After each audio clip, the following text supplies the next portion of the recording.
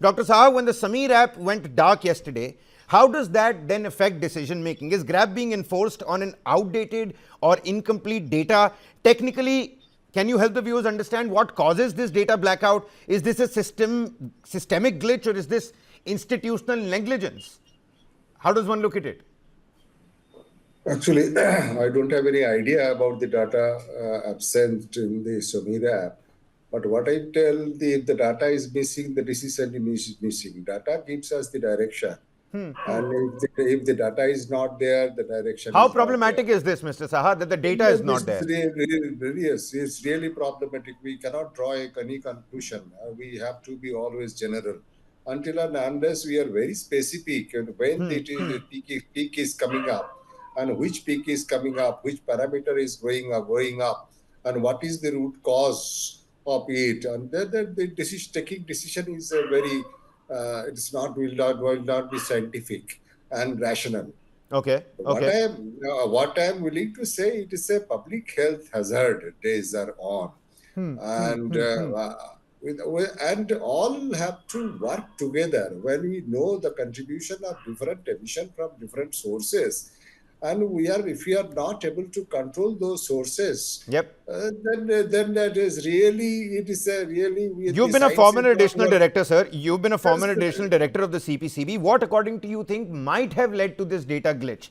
Could it have been a systemic problem? Could it have been negligence? What could have been the possible reasons that time and again, even on Diwali night and yesterday? It is a negligence. It is in severe days. I do not know the technical reason.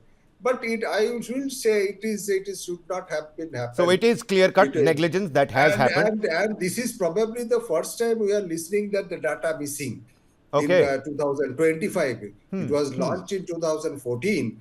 And this is the first time we are listening that is the data gaps are there, data is blackout is there, data absent is there.